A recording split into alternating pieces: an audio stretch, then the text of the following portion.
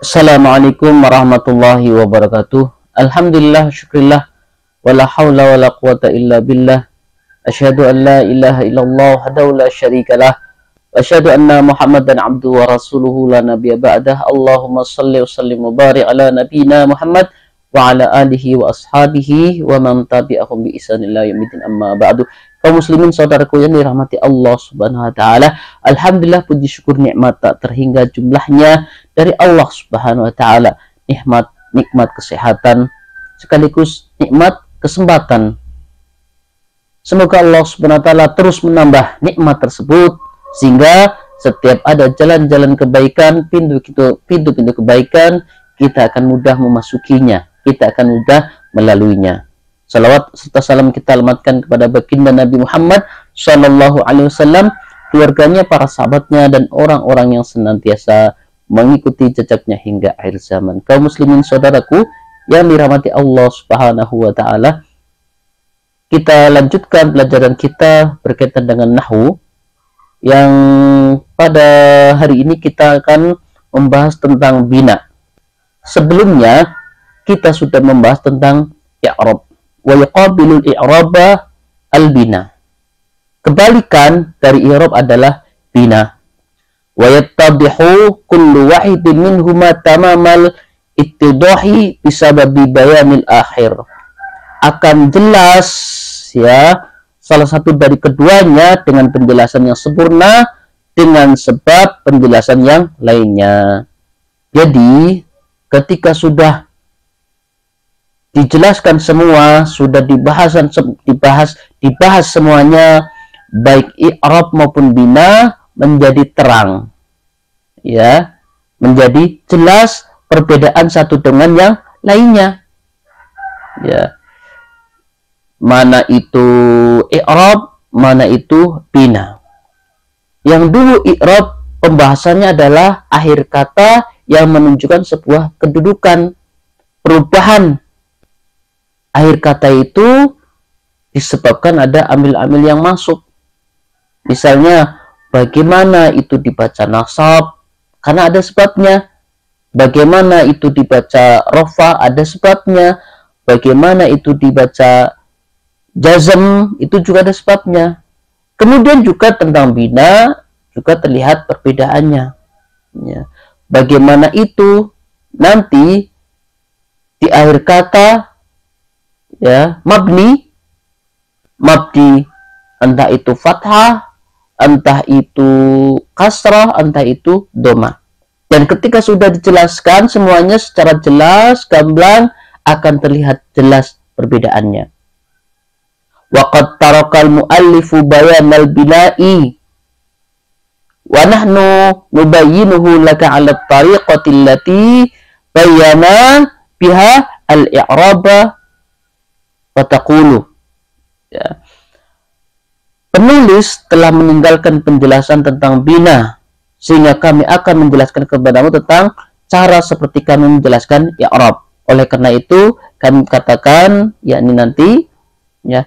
Jadi penulis, ya, dalam hal ini menjelaskan tentang bina, ya, seluk-beluk bina.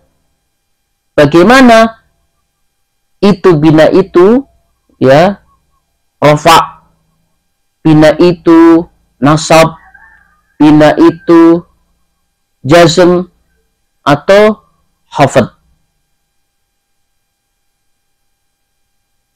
Lil bina'i ma'nayan ahaduhuma lughawiyun wal akhar istilahiyun. Bina memiliki dua makna sebagaimana pada umumnya ketika menjelaskan suatu penjelasan, ya, dibahas tentang penjelasan secara bahasa maupun penjelasan secara istilah, ya. Ahaduma lughawiyun, yang pertama adalah secara bahasa, wal akhar, yang kedua secara istilah, ya.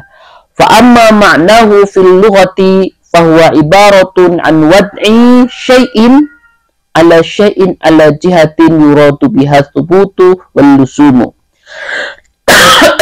Adapun makna bina secara bahasa adalah ibaratun, ya, suatu ungkapan, suatu ibarat dari meletakkan sesuatu dengan kondisi tertentu agar tidak geser, agar tetap kokoh, ya. Jadi meletakkan suatu benda di atas suatu tempat dengan kondisi tertentu agar benda itu tidak geser, misalnya dipaku atau dilim atau ditindihi barang yang lebih berat. Itu secara bahasa, ya. Wa amma ma'nahu fil istilahi, adapun makna bina secara istilah adalah tetap dan tidak berubahnya akhir kata pada satu keadaan, ya, tidak disebabkan karena masuknya amil, atau juga tidak pula disebabkan adanya huruf illah pada akhir kata. Ya, kalau dulu di i'rab dengan masuknya amil maka berubah kedudukannya, ya, menjadi rofa, menjadi nasab, menjadi khafad, menjadi jazm dan sebagainya, ya, menjadi jazm karena amilnya masuk menjadi berubah kedudukan, ya, akhir kata menjadi rofa, menjadi nasab, menjadi jazm.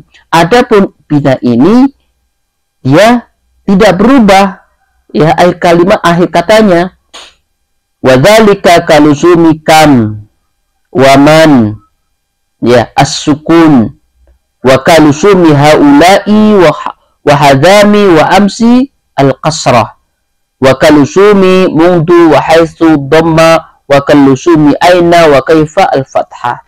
Sebagaimana tetapnya, ya, atau seperti tetapnya kam, ya, waman pada sukun. Jadi kam dan man dimanapun tidak berubah, ya, sukun, ya,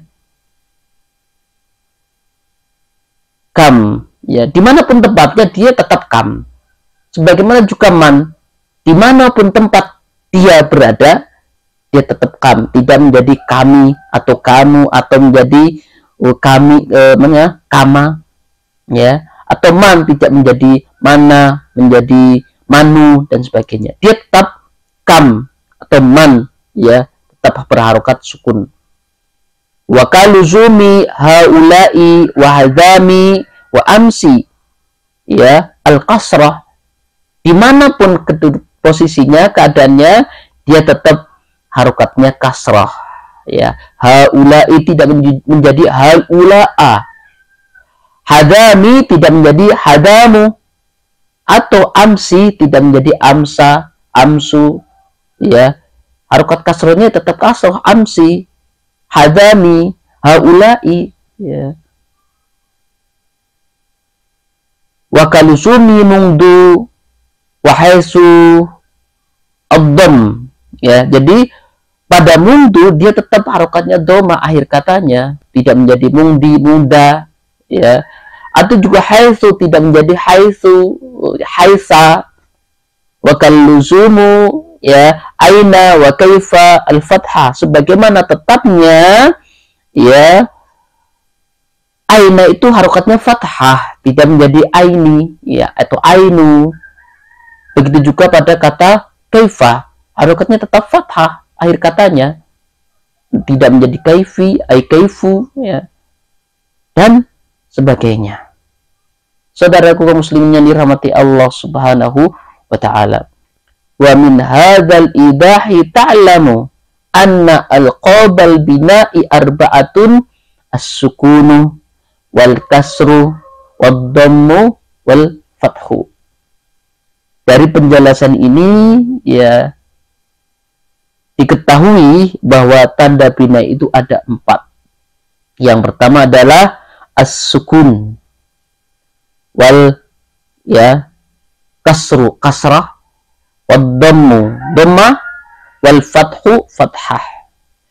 Setelah keterangan ini, setelah penjelasan ini, ya, tidak sulit untuk mengenali mana yang mu'rab, mana yang bina.